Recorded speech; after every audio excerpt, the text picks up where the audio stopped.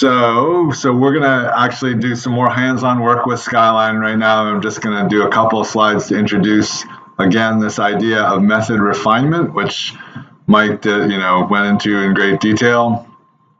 This is how we envision it, is starting with fairly broad method and getting down to something that is a quantitative assay, at which point, as Mike has pointed out, you may be quantifying, your protein based on a single peptide, based on a single transition, and that's, there are clinical assays in use that do just that. So it takes a lot of refinement and a lot of validation to get to that point. And Skyline is really designed to go to support this whole method refinement cycle, going from broad methods to a full assay. And so again, we're going to be in this next exercise, we're going to go around this cycle, hopefully multiple times, where we start with building a method, run the method, evaluate the results, and refine. As I think Mike pointed out, we're using DIA, data independent acquisition, which is going to be presented on Thursday, more and more in our lab. And so a lot of our starting assays with, our starting, where we would start typically at the top of this funnel now is doing a fair amount of DIA before we descend into PRM or SRM. But certainly the final quantitative methods are going to more often be SRM or PRM. And but we're gonna deal only with PRM data, which thankfully is much smaller, easier to teach. So we're just SRM data today. And we're going to be we're going to start here with just abundance and measurability, and then scheduling. And that's about all we're going to touch on, but it'll take us through this cycle multiple times. And that's it. Okay, so let's,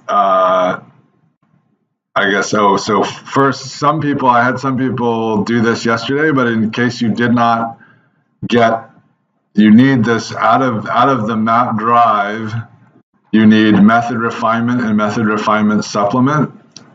And so you should bring up your Windows Explorer with the map drive ideally, and then just drag to your documents folder this method refinement and method refinement supplement. And the files in there should all be small enough that they come across without any errors.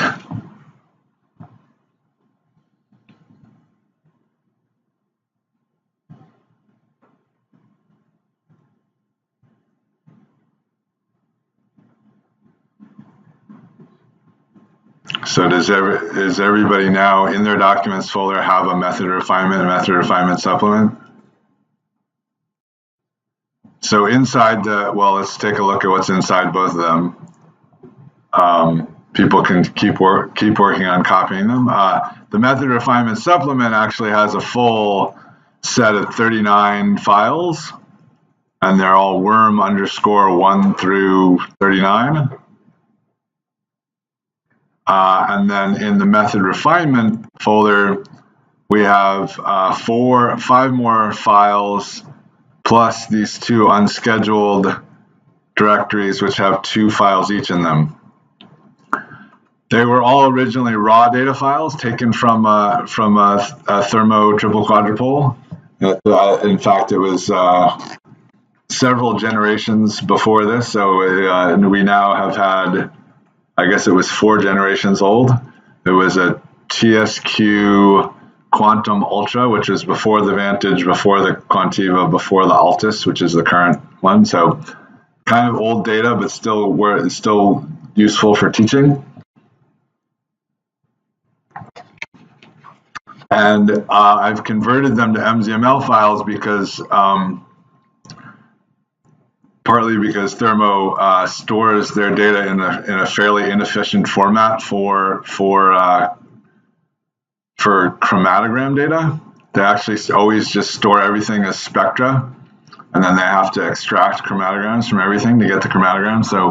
So everything, it goes much faster if I teach with MZML files. But I think, as you've already seen, we've been loading some raw data files. You can load WIF files. You can load any vendor data file without having to convert it. I've converted it to this MZML just because it's faster. So you don't have to worry about that. So the first thing we're going to do is open this worm unrefined.sky. Does everybody have that? Is there anybody who needs more time to get, or needs help getting the files?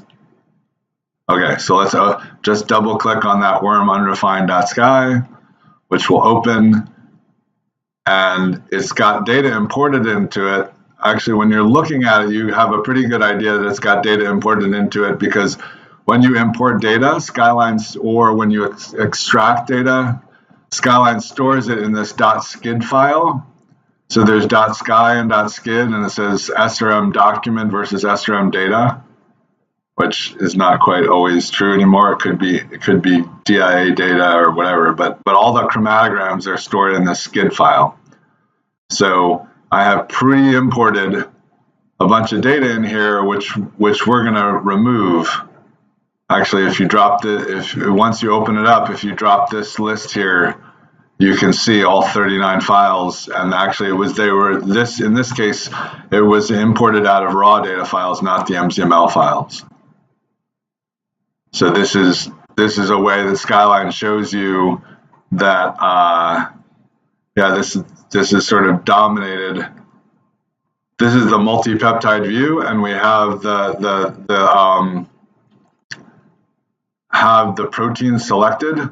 So in theory, it's showing me peptides from all of my data, except that I can only see 3 of them, right? So one thing about graphs in Skyline is they have mouse-centered zooming, and if you put the cursor either below the x-axis or beside the y-axis, you can always use the scroll wheel to zoom. So I've just put my cursor to the left, and then I use the scroll wheel to zoom in and look for other peptides. Oh, I see why. So it's actually because it's showing me what's in each file. And so if I go through all the files, I can see all the different things.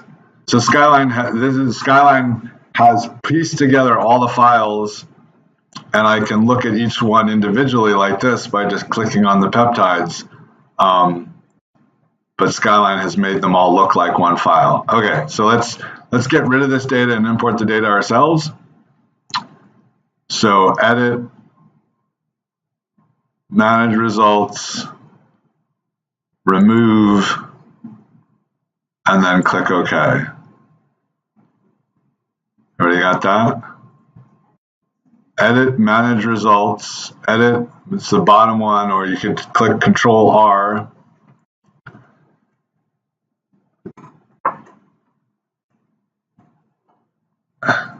And so now this is the way we would start with a method. We've got how many peptides?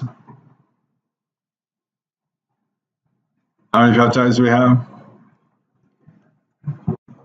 225. Yeah, you can read it in the status bar right here. I'm not trying to trick you. There's 225 precursors, 2,096 transitions. And at this point, the transitions are essentially all of the entire Y-ion series. So let's go look at that for a second.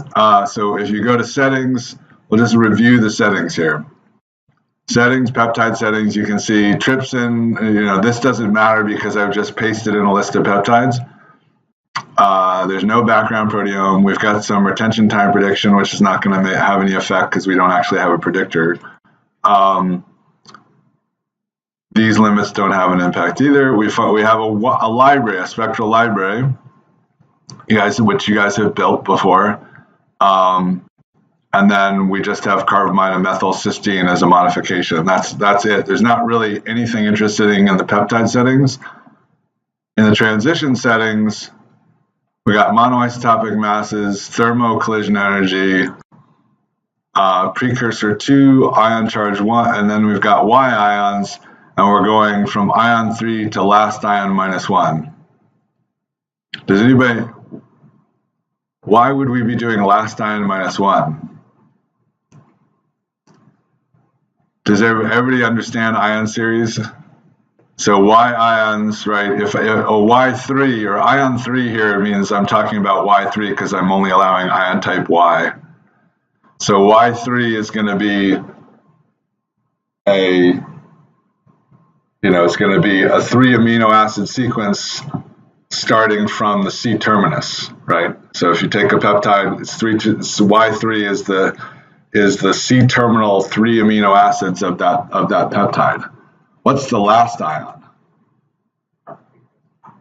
It's not actually the precursor, so that's the confusion. This data, I had to correct the lab because we wrote papers that said we measured Y3 through Yn minus 1, so that's Yn minus 1 is the last ion. So I have a precursor that's it's 8 amino acids.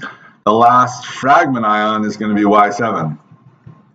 And somehow, as people translated in their mind from N minus 1 to this last ion thing, a number of people in our lab chose, oh, it must be last ion minus 1, and last ion is the precursor. So in modern methods, I would always suggest that you go from ion 3 to last ion. But anyway, so this data was last ion minus 1, and that was basically a mistake. And we'll just leave that mistake in because that's necessary. So, but I just wanted you to understand that ion 3, right? If I had, it's just a generic way of referring to ions. I could have YB, YNB ions, and that would mean Y3, B3, and then I could say, well, actually, I want A ions too, So it's just generically referring to the ion series, and I would say when I discovered this, why is everybody doing last ion minus 1? I went in and said, so why would you want to exclude the largest ion, largest fragment ion? And people went, what? So there is no reason to exclude. I've actually been thinking about getting rid of these minus 1 to minus 3s because they're not very useful. All right, and then we've got our library, we've got our instrument settings, which say that we can measure between 50 and 1500, which was true of this mass spectrometer that we were working on. We have this thing called a firmware transition limit. Most modern mass spectrometers have no transition limit, but you could say, oh yeah, this instrument actually had like 600 or something, and then at the time, SciEx had 1,000 transition limit per method. So okay, so we'll just cancel out of here. That's the settings. That's why we have all of these transitions. You can see this is an early experiment. If you were doing PRM, it wouldn't matter. You could add these later. In this experiment, since we're doing SRM, we're going to have to tell they're going to have to tell the instrument exactly which transitions to measure. So let's export a method for this. So we're going to export a transition list for this set of targets. We've got 2,096 transitions total if we want to measure. How many transitions, if we don't do any scheduling, how many transitions are you comfortable measuring in one method on your current? Actually, how many people have a triple quadruple? Okay, so how many transitions are you comfortable measuring in one method on your triple quadruple without any scheduling? Concurrent measurements. 200 to 300. Anybody else have a number? What's your instrument? Okay, Agilent 6495. Yeah. Did you have one? Less than 100. Okay. And then anybody else? 50. Okay. On what? What's the instrument? On the Vantage. Okay. Yep. And so in our lab there was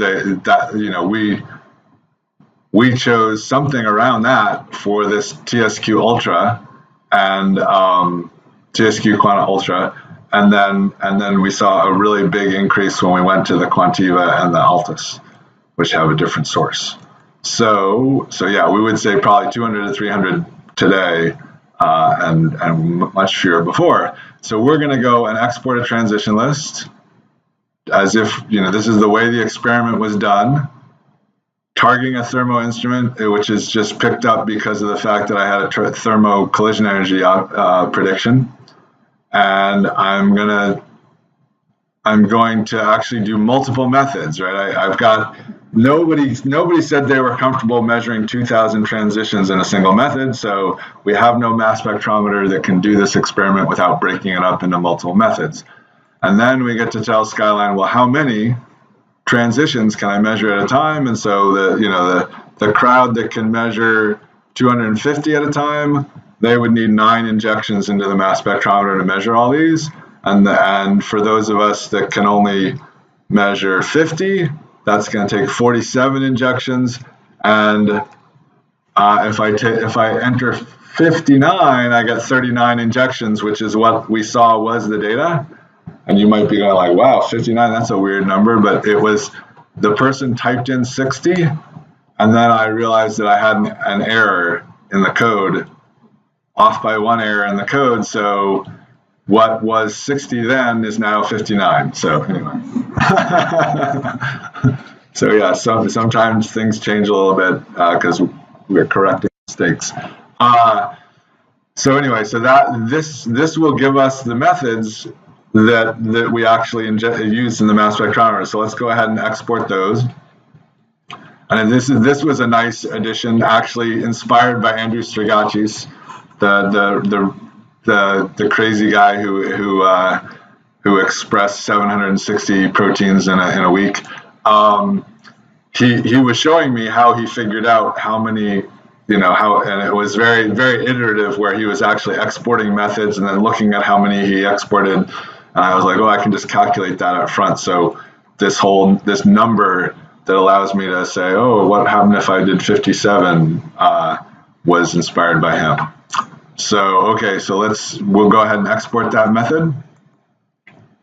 So I guess that also goes to show that the benefit of communicating with us is sometimes if you communicate with us that there's something that's really hard for you, sometimes we'll change the software to make it easier.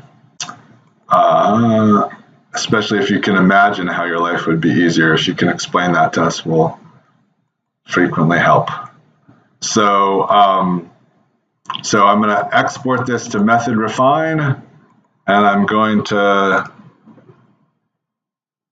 call, and I'm just going to use the worm prefix here. So I'm saying I'm exporting these as worm.csv, and then Skyline's going to add a little suffix to differentiate them. So everybody got that? Click save, and then Skyline does that really quickly and then disappears. And if I go to my method refine folder where I opened the file, I can now see that I've got 39 CSV files. And if and they're worm underscore 0001. If I open one of those up, you will see that so here's the precursor MZ, product MZ, collision energy, peptide, protein, fragment, and then what's the 5? Oh, that's the relative intensity in the spectrum. And you can see that I've only got 49 transitions. So I told Skyline I could do 59 transitions. Why did it give me only 49 transitions?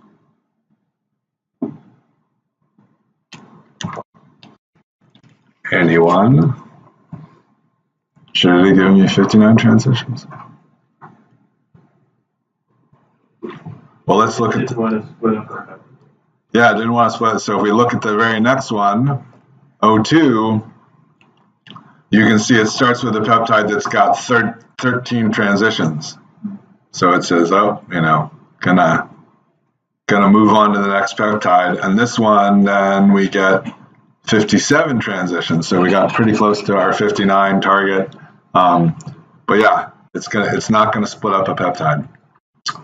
So those are our 39 files. Now we can pretend that we went off to a mass spectrometer and measured them, and hey, the results of that are in this method refined supplement, and the files are named exactly the same, right? These are MZML files. That's the raw data converted to a different format.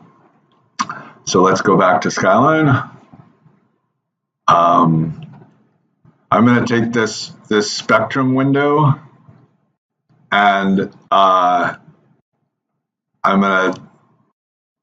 going to grab onto the tab, the library match tab, and then drag it. And this is another one of the dockable windows.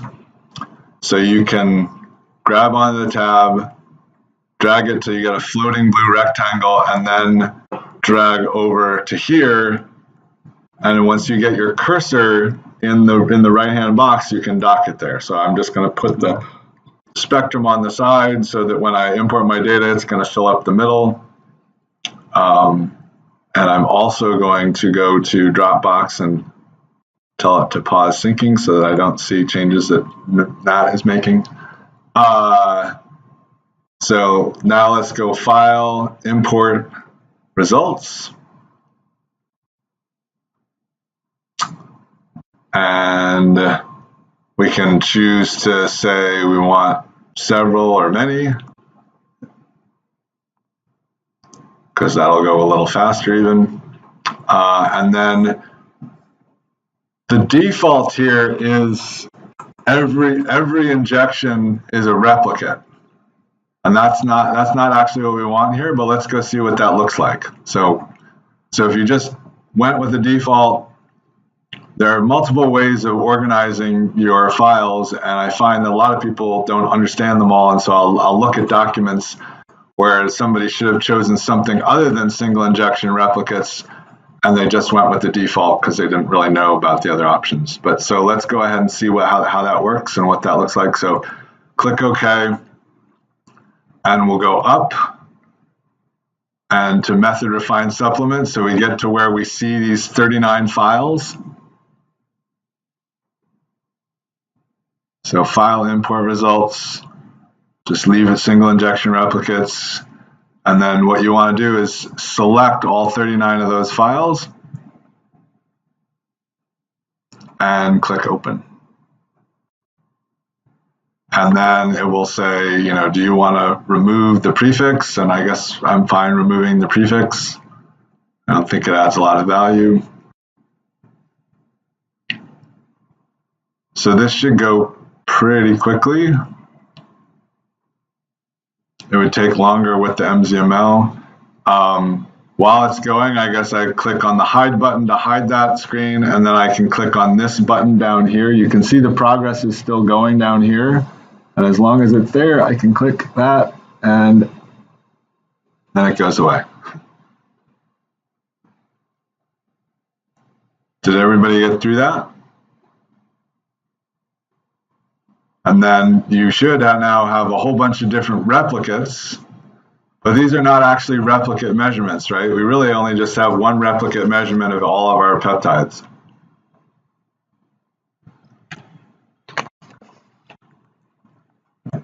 So what is the difference between this and the way the data was imported the very first time we looked at it, right? We had one tab, now we've got 39 tabs.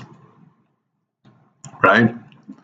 And if I want to, let's go scroll down to some peptide. If I want to see the chromatograms for this peptide, how do I find those? Well, they're in one of these replicates here, right? And so I could just sit here and go down, put the cursor in this replicates thing here, and I could go down. Oh, there it is. So my peptide of interest is in replicate 17.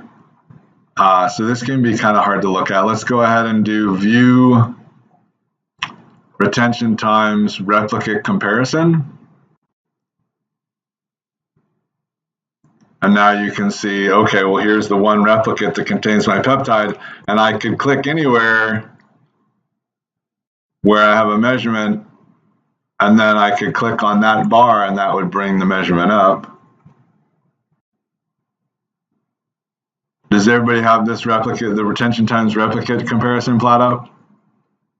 Okay, so if you have it up, let's go ahead and take it and dock it over to the right side here, below the library match. And then I guess I'm going to get rid of its legend. Right click and hide the legend. So now it's out of the way a little bit. It would still be pretty hard to work with my data, I think. Right? I would have to, if I'm going around here, I'd have to look at things, I'd have to always be clicking on it's in this replicate, right? So not super easy. So let's see the way that I would recommend you do this instead of doing single injection replicates, because these are not actually replicate measurements. So let's go File. Oh, actually, let's go Edit, Manage Results, Remove All, and click OK. And now don't save, because as long as you don't save, Skyline will keep all that data around. But as soon as you save, it's gone, and we'll have to re-import it. So then now you go File, Import, Results. Did everybody get through them? Remove replicates. File, Import, Results. And then we're going to add just one replicate and call it undefined.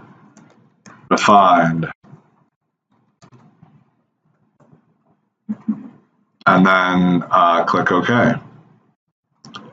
And again, we want to go up to Method Refine Supplement and select the 39 files. I'll wait there until everybody looks like they're ready.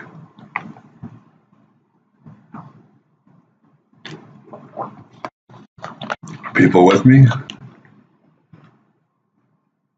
Okay, so then click Open, and it will be fairly instantaneous because Skyline already has all those chromatograms imported.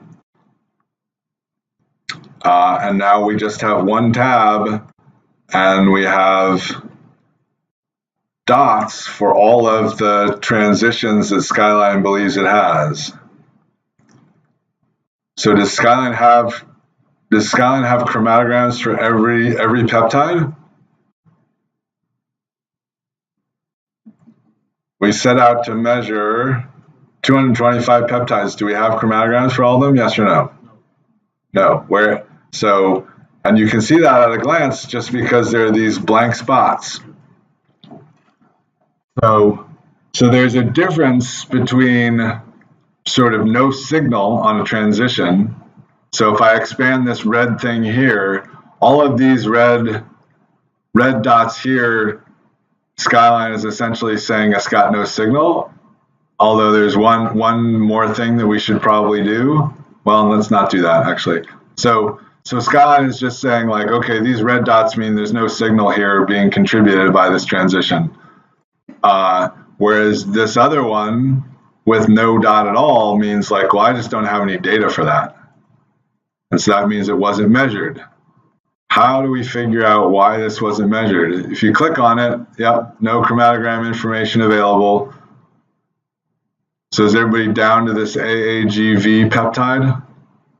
Just scroll down to the first blank spot in the graph where there's no dots. And then if you click on AAGV, you get no chromatogram information available. So and there's no dot. So there was none imported. What if we click the peptide above?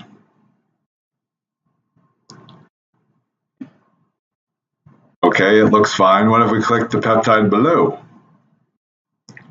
Okay, so now when I click the peptide below, one thing you see is that this file dropdown appears that we were looking at before, which is Skyline's way of showing us that this got measured in multiple files. So this got measured in worm 15 and 16, and you can see the measurements look fairly similar. And then if I look at the other peptides, you know, how many peptides is that? About 6 peptides, right? These 6 peptides all got measured in 15 and 16.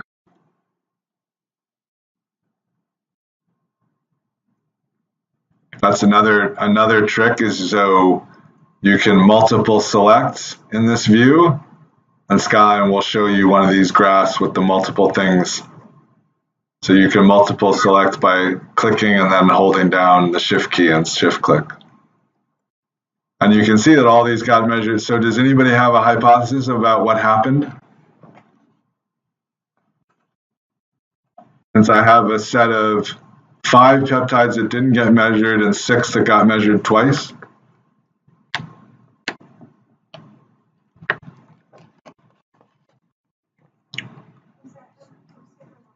Okay, sorry.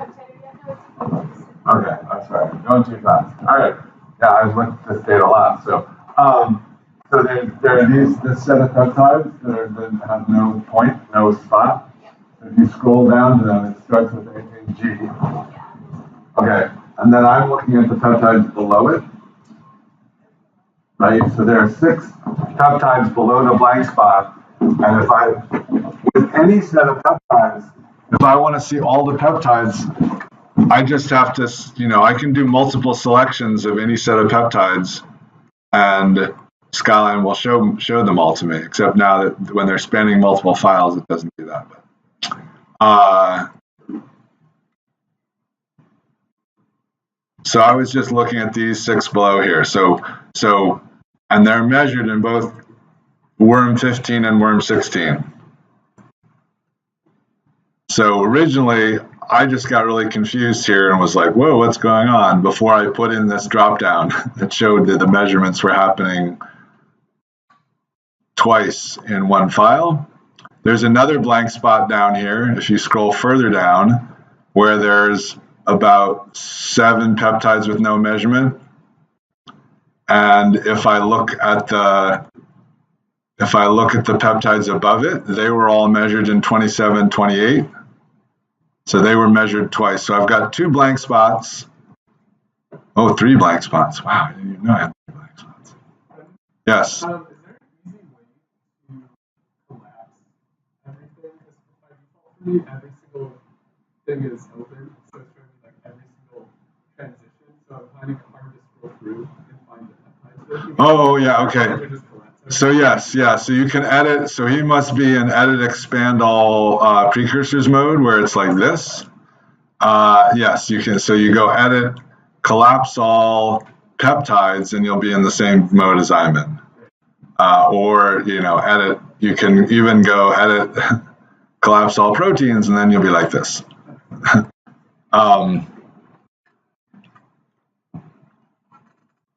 So yeah, so there's actually, wow, I didn't even realize that. There are 3 blank spots in this, and each one of them is a set that was not measured with a set that was measured twice, either above or below them. So does anybody have an explanation? What is it? Yes. Yeah, so let's go back to what we exported. If you go back to this method refine folder, we exported a bunch of CSV files. And to run them on the mass spectrometer, they had to create a bunch of .meth files. And so they had to go through this process of, for 39 times, they had to match a CSV to a meth. They take a template method, import the CSV, and apparently they got the naming of the meth files wrong and imported the same CSV multiple times. That's what seems to have happened. So that's why in Skyline we now have a file export method. And so that allows you to give Skyline a template method file and basically do the same transition list export, or it works for several PRM instruments as well. And we can just inject those right into the method file, so you don't have to do that matching. Because I mean, this is a mass spectrometrist I think of as one of the most thorough people that I've worked with. So she made this mistake. It's certainly many people would be prone to it. Okay, so that's a quick overview. Let's now look at. Let's just start at the top. So you can get a bunch of sort of summary information about your file just by like scanning these windows, and one of them is certainly did your data import. So, but let's start deciding, you know, what we'd like to do. What was the goal of this? That was the first mistake that was made. But what was the goal of this exercise? Was to determine like what are some measurable peptides that I might start, you know, taking further down the road of creating a quantitative assay. So we need to review these. So let's press F11. So first I'm just going to take you through manual review. Another thing we might like to have is, so let's go view peak areas, replicate comparison, and I'm going to go ahead and dock this one. Oh, that didn't work very well. I don't have a lot of screen real estate, do I? I'll dock this below the targets, and I'm going to turn off its legend too, so that I can see this. So now I get something that tells me shows me what the distribution was in the library, and it also gives me a dot product, so 0.75, which is not actually a terrible dot product, but this is for that many transitions, but this is a pretty garbage peak. So I would say that, you know, I'm unable to measure this. Right? So let's just delete this one. So if we're refining, we would just say, yeah, that's not really a measurement. You could sort of hunt around in this other you know, you could sort of hunt around, but I think you're going to find that there's not anything that Skyline didn't find in here. It's especially at this stage of the game, it's very unlikely that there's some beautiful peak that Skyline just missed. So just press the delete key to delete it. How about the next one?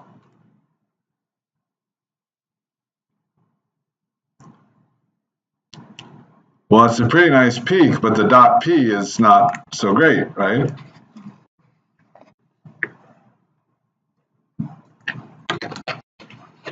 So let's actually go to this library match view. And does everybody still have the library match view up? So right click and make sure that you have the B ions turned on too. And we can even go and make sure that we have charge 1 and charge 2 turned on.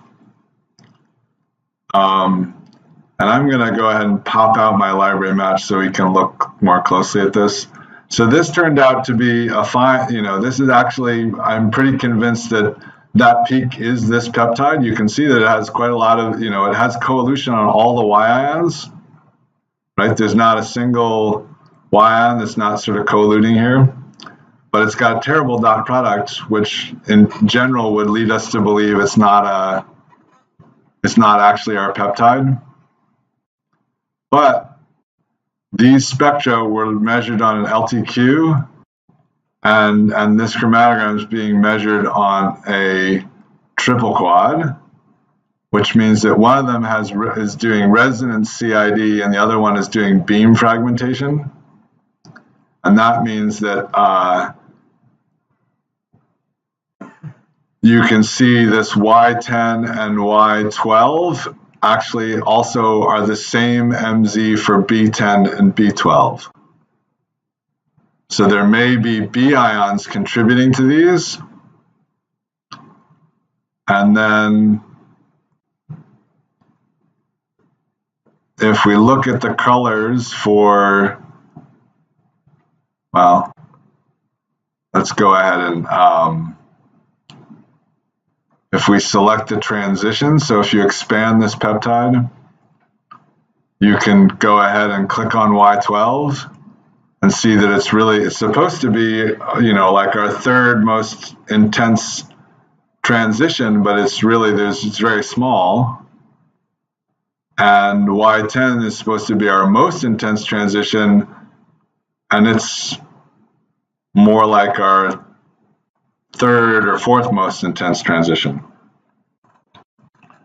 And so I believe that the reason the dot product is so poor is that actually in the LTQ, we just got more of these B ions than we're getting in the triple quad. So it's important to know the source of your library, and ideally the source of your library is as close to the instrument that you're actually measuring on. So modern TOF and Orbitrap instruments are great for DIA because you can measure spectra on them and then go measure DIA on them, you know, on the same instrument. In this case, this one spectrum is not very representative of what this looks like in the triple quad. So, and I've had that affect people in surprising ways. They'll, you know, contact me and go like, why is this, you know, why is Skyline picking the wrong peak? And Skyline might be picking the wrong peak because you have spectra that are not at all representative of what you're seeing in a triple quad. All right, so I'm going to double click, put that back. So that's my explanation for this. I'm going to keep this one. I actually believe that this is a representation of this peptide. Let's go to the next one. But that was a very manual, sort of took us a long time to understand. This is probably, you know, not useful either. I don't see that, you know, that's a dot product of 0.34. This next one's really nice with a dot product of 0.87. That many transitions, looks great. So you could go through these all manually, and it actually wouldn't take very long with 200 of them. And you could get, and this is what I think Daniela actually did, is went through each one of these. But now I'm going to show you some automated ways of getting to a smaller set. So if you go to, well, actually, let me introduce you. We were talking about this morning, but not everybody here was here this morning. So one more plot is view retention times regression and then score to run.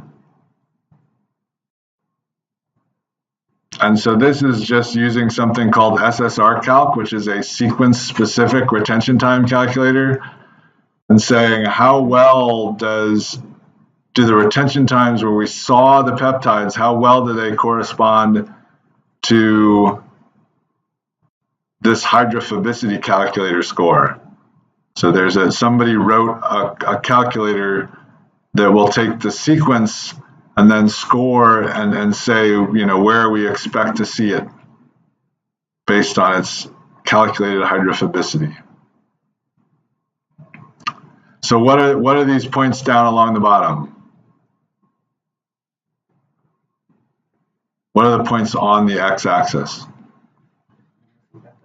Yeah, those are the missing peptides. And the value, you know, well, pretty much every plot in Skyline, or almost every plot in Skyline, is interactive. So if I want to see that, I can just go down here, and you see as I bring my cursor over the point, it turns into a little finger, like a link on a website, and then you click on it, and then that will select that peptide, and you can see, oh yeah, this is the You know, so we've got a hydrophobicity score for it, but we never measured it. So those are those. But yeah, and you can also click on other ones and see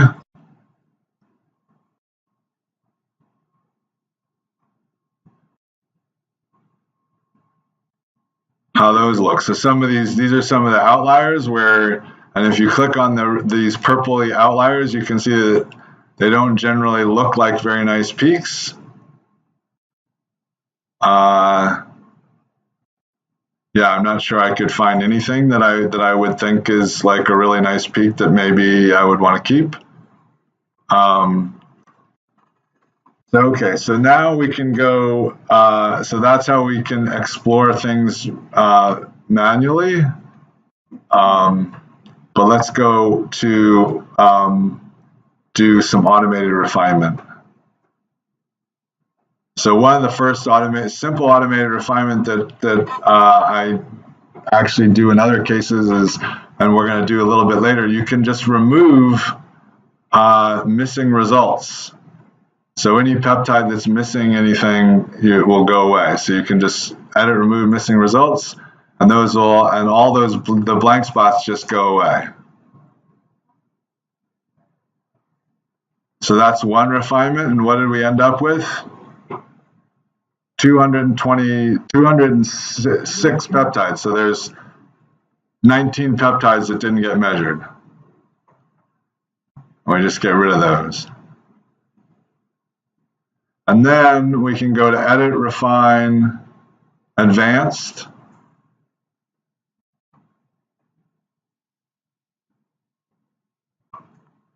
And now we can refine on a bunch of different things that are just sort of document level, like duplicate peptides and minimum transitions and minimum peptides per protein. And these all really sort of apply before we have results. But we're going to focus on the results ones. And we're going to say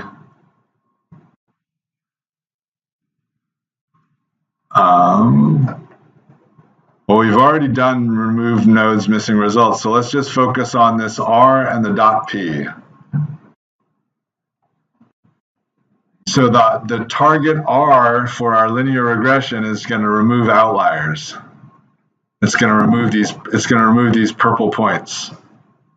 So let's start with a fairly strict target R. We'll go 0.95 and let's say 0.9 minimum .p, which is really going to, I think this is going to be too strict and we're going to throw out really quite a lot. But we can always undo it and come back. So is everybody to that stage? Anybody need more time? Okay, so click OK. And, you know, we had 23 peptides, so 10%. But, you know, so then we can take a look at them and they're all going to be really nice peptides. Oh, that one actually has some interference. So in refining this one, even though it's really nice, we would probably delete this Y5, but we'll come back to that because we don't want to do any refinement here because we're going to just undo that last operation. It was a little too aggressive. But most of these are pretty nice. That one's not so great. Oh, that one's terrible. Right. Oh, that's because it's going on there.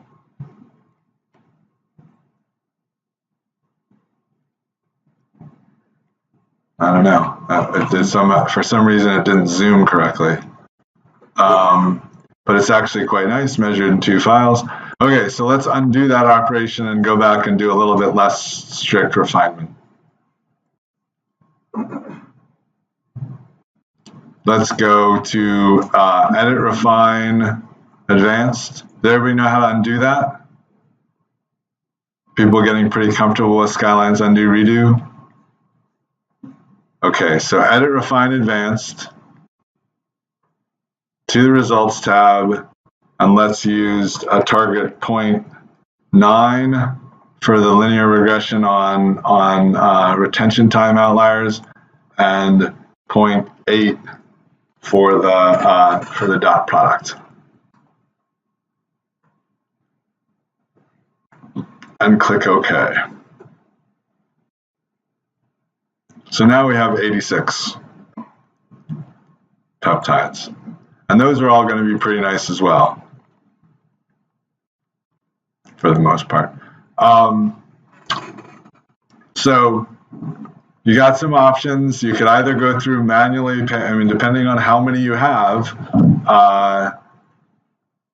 And then when you get into DIA, you'll find that you're going to have way too many to go through them manually, but you can still use either these refinement options or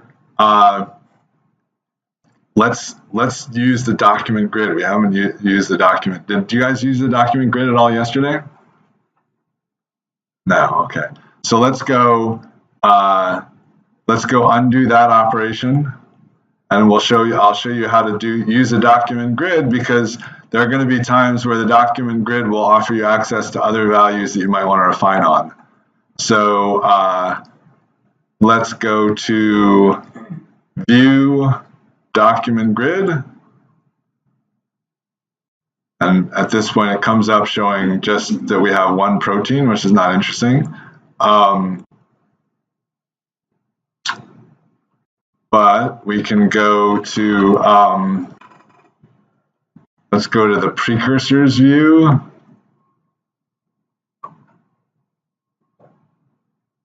Is that good? Yeah, I guess that's what we're gonna have to do. Okay, precursors view. And now we're gonna have to define a, I don't know, let's see.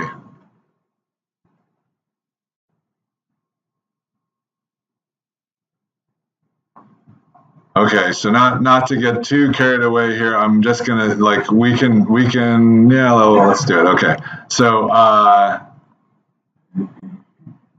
yeah. Okay, so we're gonna have to add a new custom view. So just go ahead and select precursors and then do custom view. And we are going to, so it brings up all the columns that we had. So let's go ahead and remove precursor results summary, isotope label type, neutral mass, and then yeah, everything else. So we have precursors, peptides, precursor charge, and precursor MZ. That's all we have. So you just use that little X button to get down to where that's all you have as well. And then click the little binoculars. Do people need more time? Raise your hand if you need more time. Okay, you don't need more time. Click the binoculars and search for dot space prod. So there's the ratio dot product, which is not what we want. So there's a number of dot products. The ratio dot product is very useful when you have labeled standards, because you can test the dot product between your light and your heavy, and that can be really useful to know whether you have interference or not. So let's click the next one. That's the library dot product, and that's what we want. So let's click that, check it.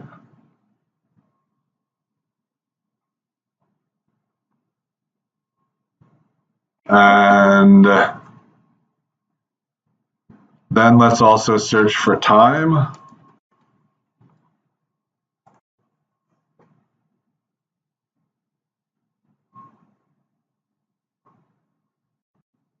Let's see.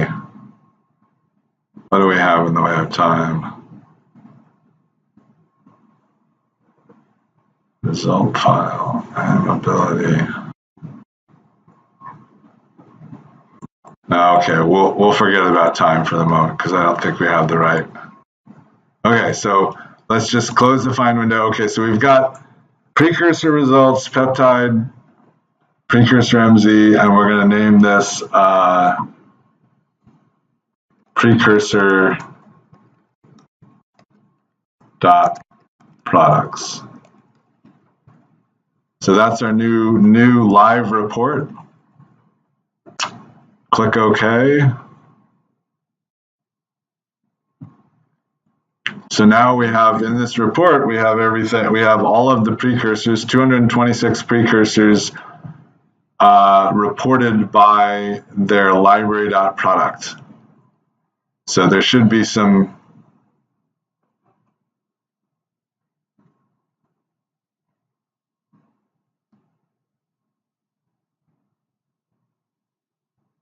I know I have 226 of these. Oh, because I actually, yeah, right. Because I have multiple measurements, right? So some of these are measured multiple times. So despite the fact that I only have 206 peptides, I actually have multiple measurements. So now let's filter. So library.product, click on the library.product here. And you can see you get to sort ascending, or you could actually, let's just sort ascending.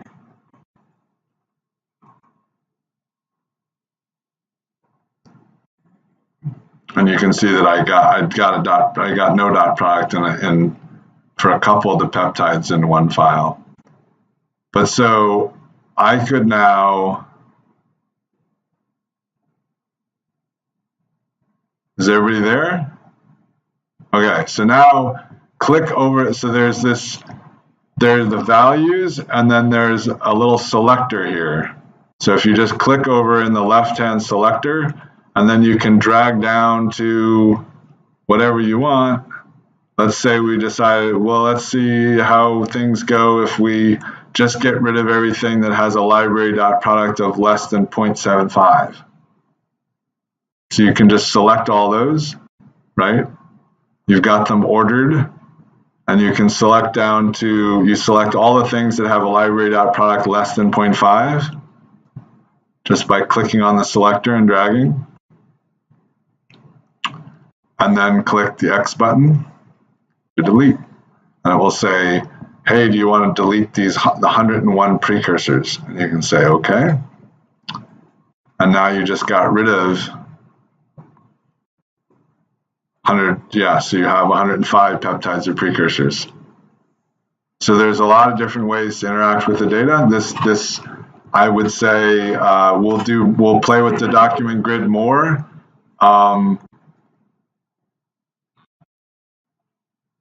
And you can see I said that this is a live grid.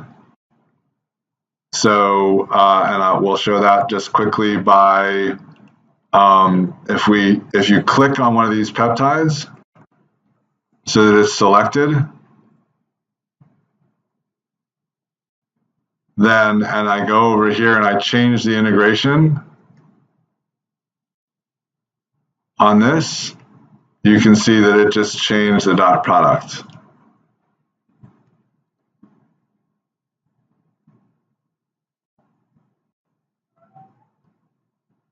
Wow, I don't get that.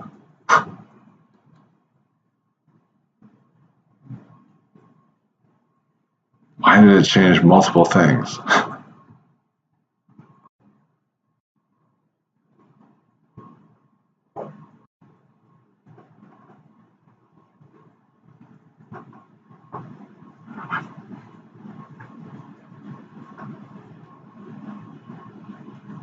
Oh, because it's changing the sorting.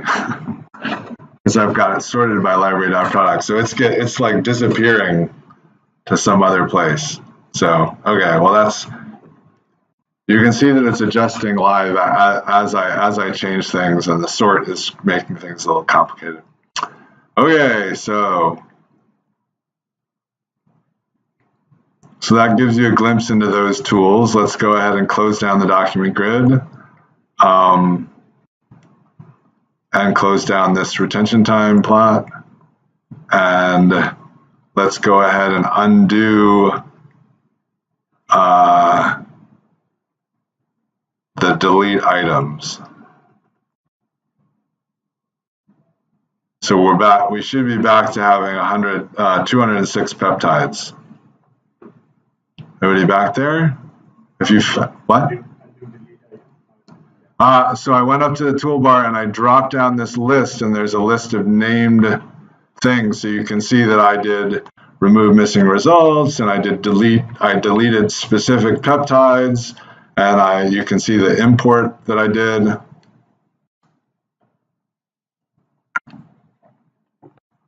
And then I just chose to undo that. So yeah, you can either just do like Control-Z to undo operations, or you can see the named operations by dropping down this list. I know you can basically go all the way back in time. Okay, so let's save that, and then we'll save this whole thing as something. File save as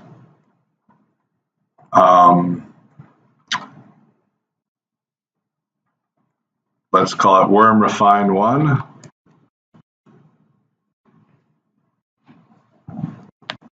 So we got a new document called worm refine 1, and we're just going to remove all the results from this. We're getting rid of all the 39 replicate data. Edit, refine. Yeah. Whoops, edit, add manage results. Yeah, go ahead.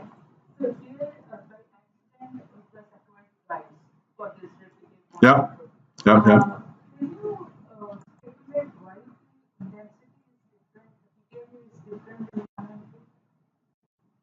Because it's basically the same transition that's occurred in 2 different runs. Well, let's see. I mean, this is a really poor. This is not really actually a good measurement of it. I mean, it's got dot product. Oh, actually, and then one thing. When we actually want to look at intensities, generally we want to tell Skyline to integrate everything, which now, I mean, surprisingly, this looks totally, to me, this doesn't even look like a peptide, but surprisingly, I'm getting the same dot product, and I can take a look at view retention time replicate comparison, and you can see that Skyline has chosen remarkably consistently between the 2 runs, even though to my eye it looks like, I don't know, it doesn't look to me like it's choosing the same thing, but it is probably choosing the same something. But yeah, I don't really think of that this is anything that I would keep around for another thing, right? But it is amazing to me that like a lot of times what ends up appearing like noise or something that you're not trying to measure is caused by other peptides. So these little things that Skyline's pulling out here and saying, oh, this might be your peptide. Well, that is maybe 3 transitions co-eluding, and it's maybe caused by a certain peptide. So anyway, this is not something we're going to end up keeping. Let's see, is there anything else in that series that is much better?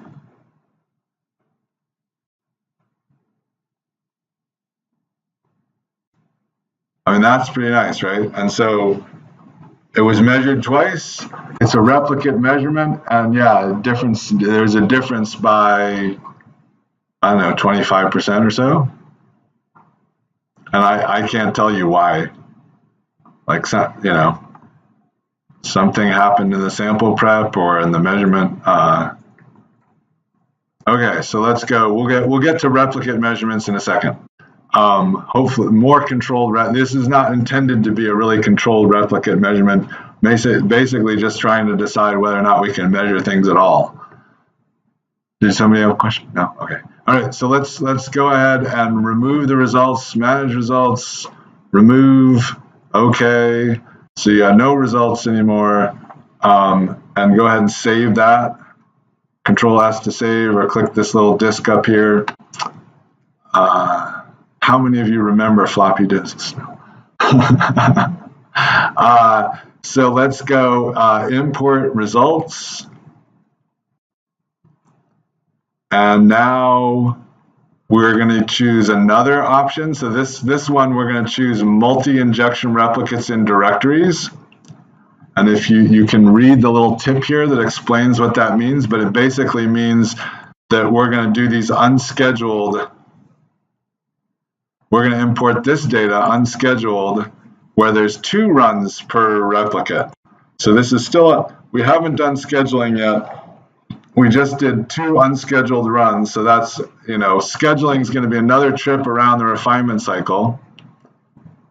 But since we've got 2 replicates of 2 unscheduled runs, we've organized them in directories. And I've seen people do this for whole calibration curves, and then it's really useful because you have like, a 12-point calibration curve with four runs to measure every peptide, and you have 48 different runs. If you just organize them into directories, then Skyline will put them all together for you. So let's go ahead.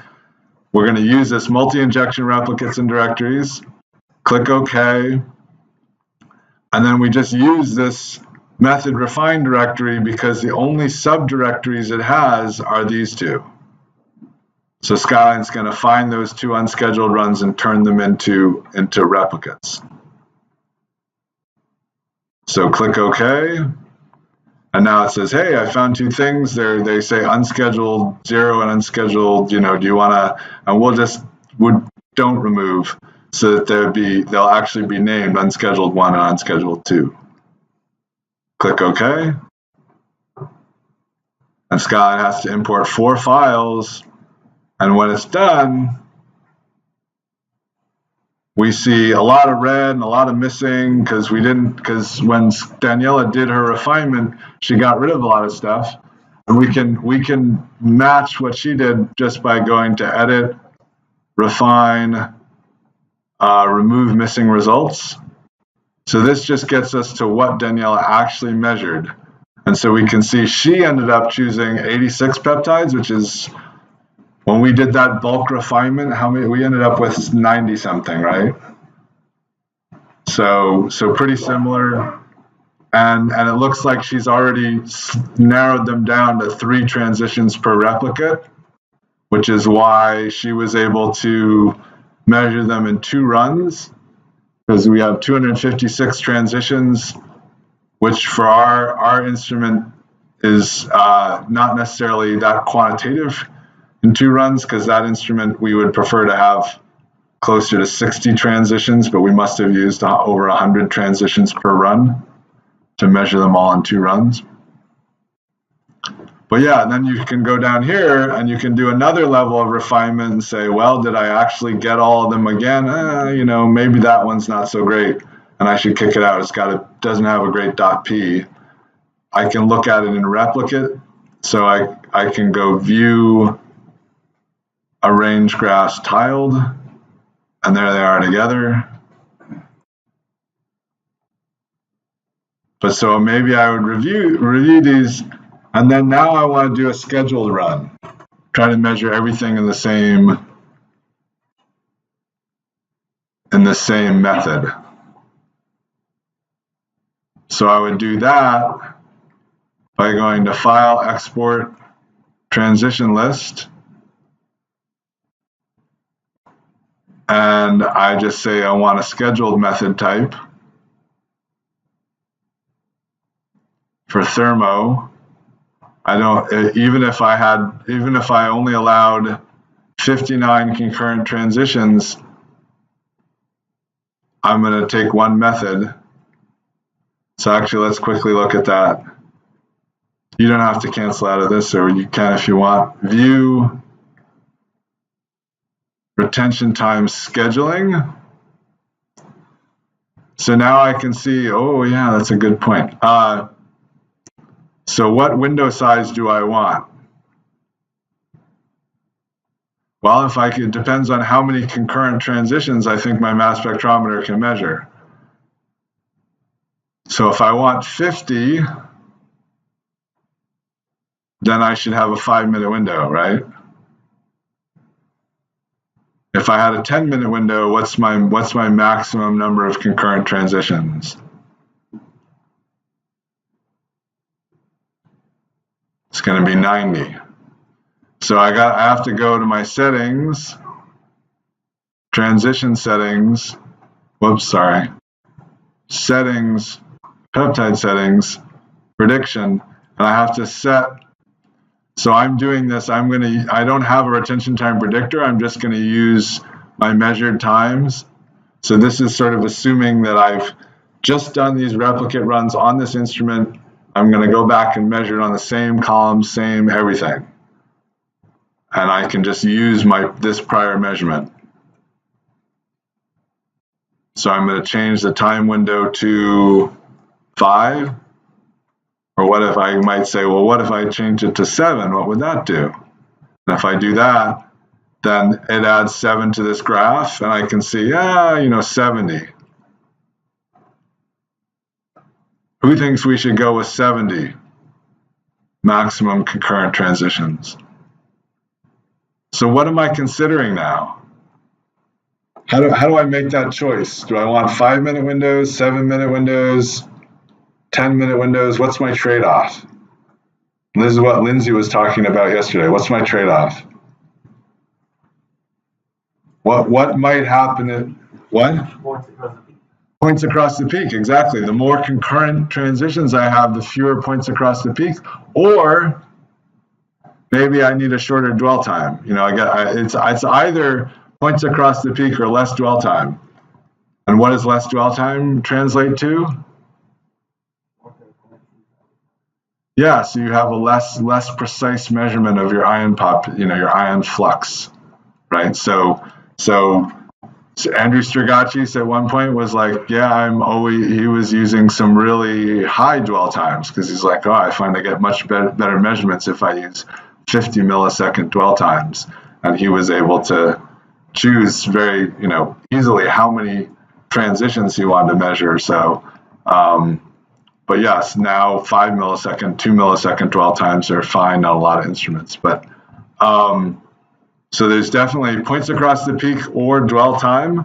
And then why wouldn't I just do a 2-minute window? Then I can have all the dwell time and points across the peak I want. Maybe my chromatography isn't stable enough, and then I might not even get a measurement, right? I just whoops, the peak was somewhere else.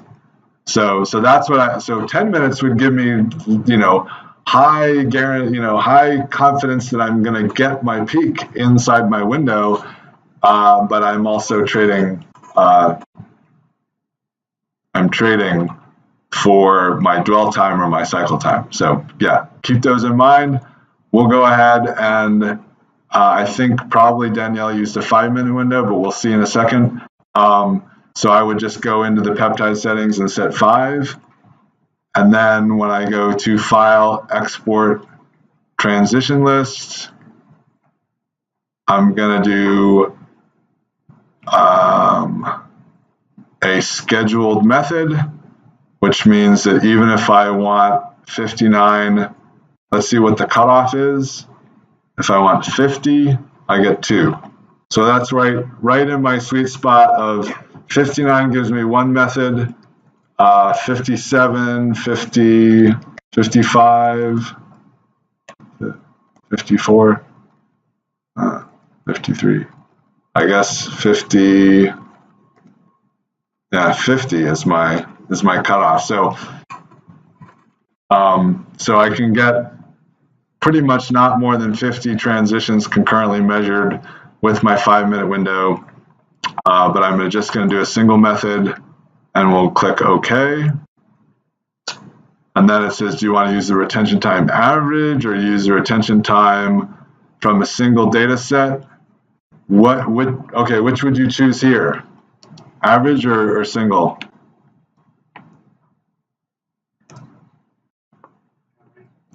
And why?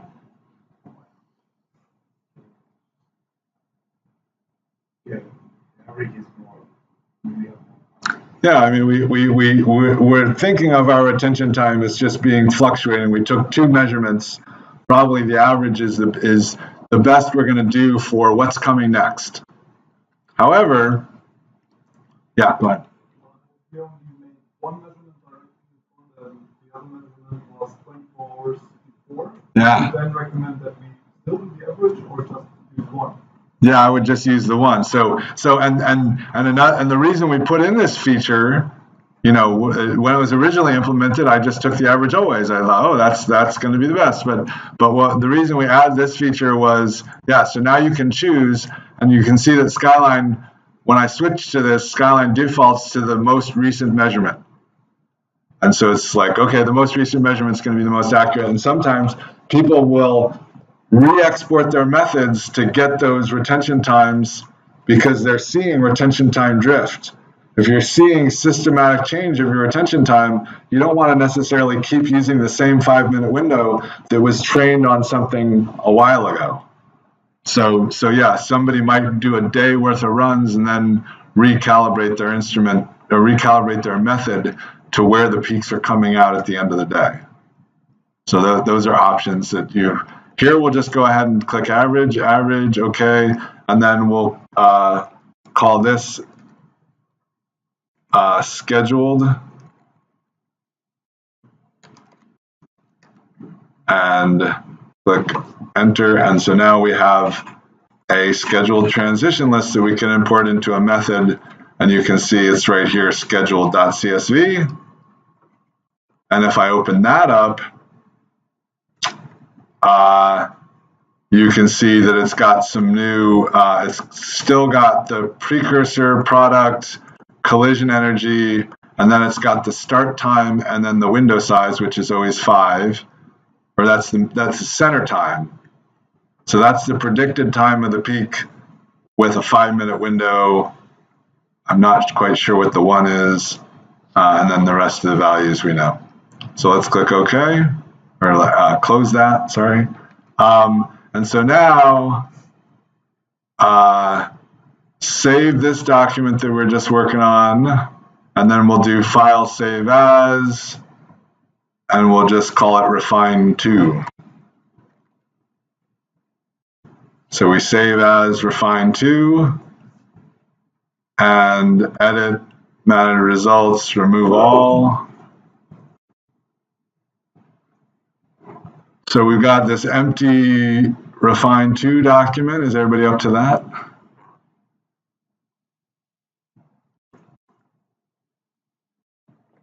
And then into that, we're going to do File, Import, Results. And these are single injection replicates, right? We're finally down to where we measure everything in one run of the mass spectrometer. So click OK. And just choose these 5. So Daniela then did, so she did one big, run of everything she wanted, she was interested in. She then got down to 80, 85 that she thought she could detect, ran them unscheduled, and then now she's run 5 scheduled replicates to get some idea of, what can we learn from the 5 scheduled replicates. Well, we could learn reproducibility, we could learn whether or not some of the peptides might be degrading, stuff like that. So let's click open on there. It says it's got a common prefix. I'm going to delete just scheduled underscore. So I'll leave scheduled underscore to get removed so that the names of my replicates will be rep 01, 02 through 5. And click OK. And Skyline should import those pretty quickly. And now you can see that Daniela actually removed some more things before she did her scheduling. And we can get rid of those by going to Edit, Refine, Remove Missing Results. And now this is the 65 peptides that Daniela felt were really high quality, measured in 5 replicates. And we can pretty quickly go to View, Peak Areas, CV Histogram. And that will give us a high-level look at the CVs that were achieved over these 5 replicates. And we would like really good CVs, right? What are we hoping for in terms of CVs? In 5 replicates. So the median CV is 7.7. That's pretty good, right? But there's actually kind of a hint here. In targeted proteomics, we generally would like to see lower than 20%. So 86% of our peptides had that. So what's the outlier? Well, we can find that out by clicking on it.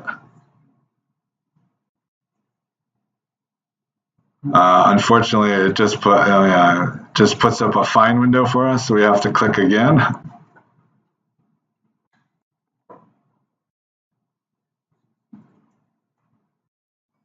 So that's it. That's the thing. It's got this terrible CV, but it looks okay when you look at them, right? Seems to be measured, except that I bet when we go view peak areas replicate comparison, yeah, you can see it drops off quite a bit. So this is maybe a degrading peptide, right? We measured it once at 9 million and then never again that high. But I think if you click on most of the other ones, you'll see that you get fairly similar measurements. But we could again choose to do a refinement here and say, so if we right click here, we can just do remove above CV cutoff. And that will get rid of the things that don't have a 20% CV. And we're down to 56 peptides that we think we can measure reliably. So that's an introduction to refinement and the activity of refinement. We're going to do more tomorrow. And yeah, we're going to do some more refinement along the same lines. This is from the time that we first started thinking about how we would refine things. We do lots of, way more things now with DIA and all the things that Lindsay and Brian Searle are doing. But a lot of it is toward how do we take these discoveries, how do we take the things that we're interested in and get down to an assay that we think is applicable to, across hundreds to thousands of samples. So, and that will give us the most precise measurements. So are there other questions before we break for lunch? Yeah, go ahead. So when you're exporting the transitions, can you do so your file includes the headings as well? Yeah, that would be nice, wouldn't it? That's a great suggestion. Like some of the formats include a heading, and basically we try to export them exactly as the mass spectrometer vendor. If they have an import button, we try to export them in a way that you could just click import and import it into the vendor format. In this format, actually Thermo will complain at you if there's a header column, a header row. So there are other vendors that will complain at you if you don't have a header row. So this is really for, but yeah, it's still a great suggestion that we could still just have a checkbox that says like put in a header row no matter what, so I know what these things are. And then if you export reports, we always give you a header row. So if you use the document grid to design your own reports, you can get the same information, but then the export transition list is really targeted at how do we get it into an instrument method. All right. Well, we're a little bit late for lunch, so we'll be, we're just going to start an hour from now. So you always have an hour from lunch. So that'll be 1:05, and we'll see you then.